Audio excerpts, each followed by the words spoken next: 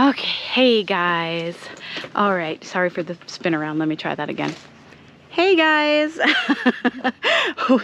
we are out on the porch. It's the first nice day in well, a little over a week, and we have a ton of work to do out here. So in my garden walk around on Sunday, I talked about the rain that we've had. It was very, very bad, and I have some chlorosis happening in my containers. Full transparency, it's still Sunday, and Lillian and I are out here getting some work done. And we've got Gus, who is hooked to me, learning to be a good dog so he can be out in the yard without a leash. And we're gonna do some work. So chlorosis. So we had inches and inches of rain come through over the past week, and what that did was it washed the nutrients out of all my potted stuff. So we had some plants die. We lost a calibrachoa over here. The vintage coral calibrachoa in here got beat up pretty hard, so we cut that back to see if we can get life out of it.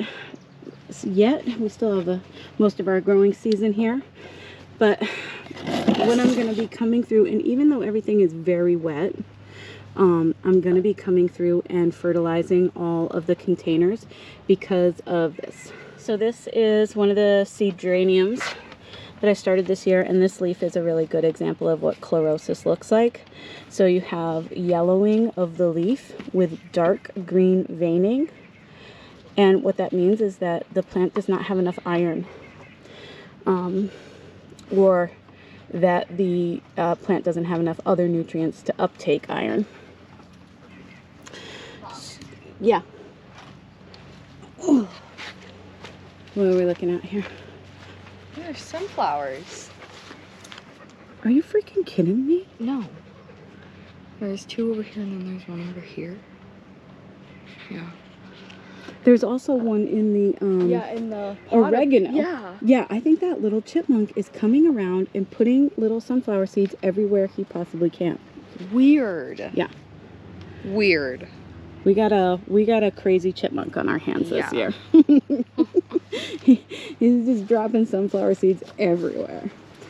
Okay. All right. Okay, so the leaves should look like these newer leaves that are nice and rich, green, consistent, much healthier. These here, they're toast. So what I'm gonna do, and you can see it kind of all over the place, really see it a lot in the geraniums, but it is happening in the petunias as well. It's just these leaves are a little skinny to see it on. So what we're gonna do is we're gonna do a fertilizer, and I would be doing fertilizing once a week anyways. So typically I call it like Wednesday weed and feed or Friday weed and feed, where I come out and I weed and feed. So anything that I have in the containers has to have regular fertilizer and nutrition, because you know that soil is not continuously having life in it like in the ground is. So because of this very special condition here called chlorosis, I'm going to be using this fertilizer here. So this is the Proven Winners Premium Water Soluble Plant Food. It's 24-12-17. So that is the NPK. So the nitrogen, potassium,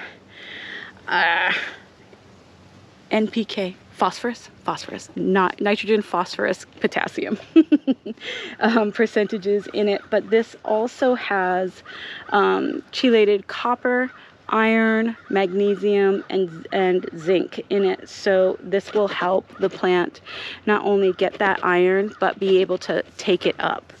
And you can see when I open it up here, that's what it looks like. I bought this container last year. It comes with 2 of these bags in it and a scoop.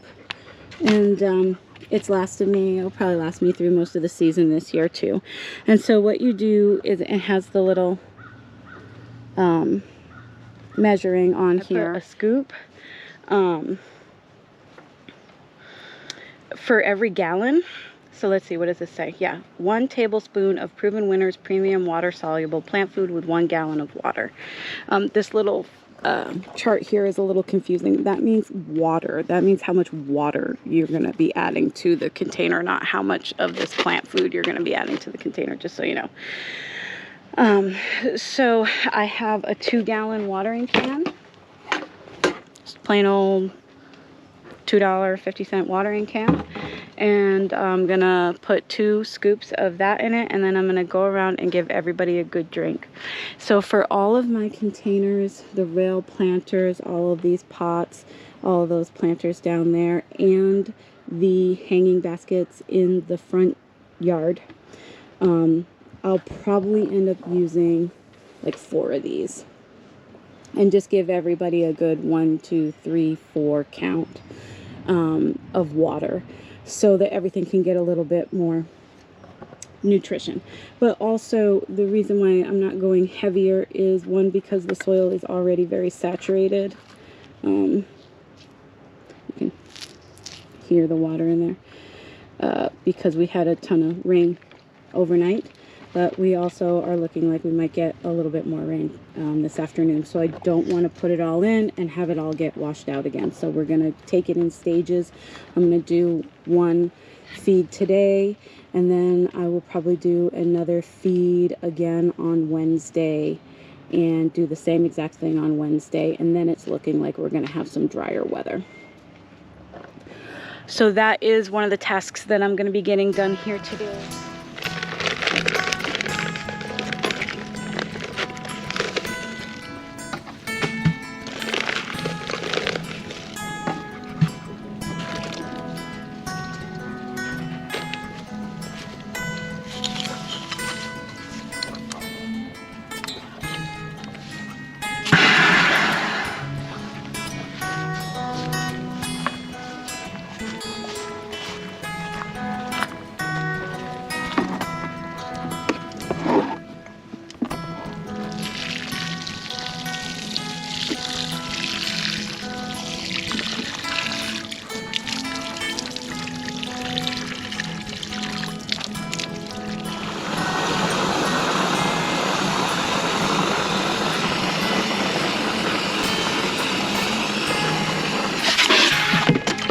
Guster.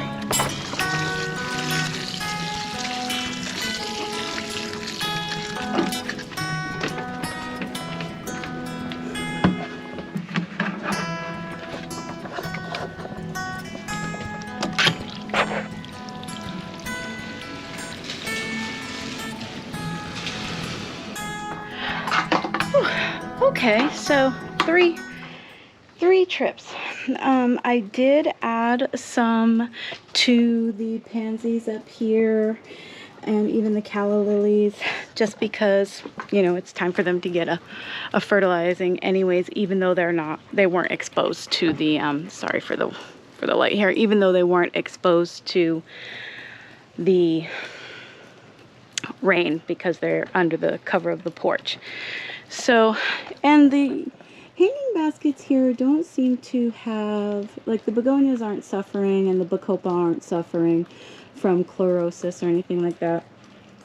But again, it was time for them to get a feeding anyways. Now these little impatiens here are definitely having some struggles. They will really benefit from that fertilizer. And, you know, when you grow in containers, you really have to take the time. Sorry, Gus has me spinning in circles here.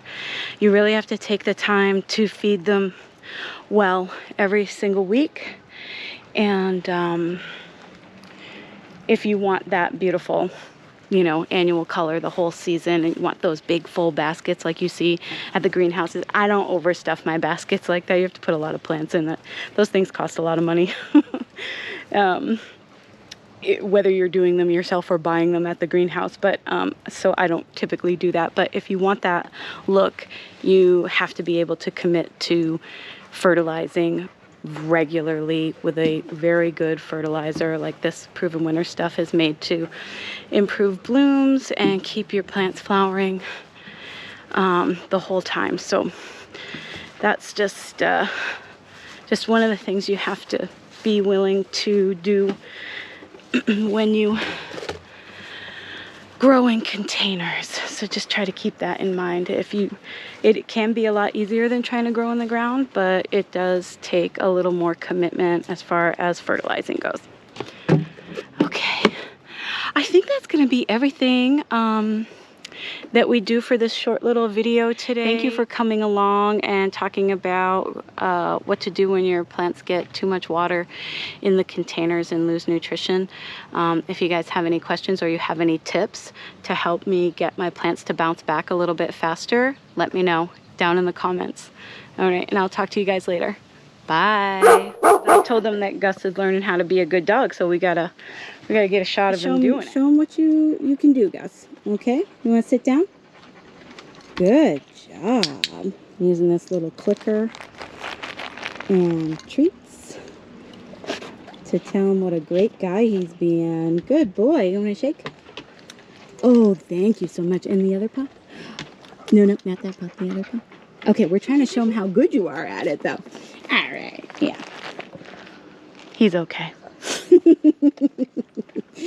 Good job, Gus. Good job. Yeah.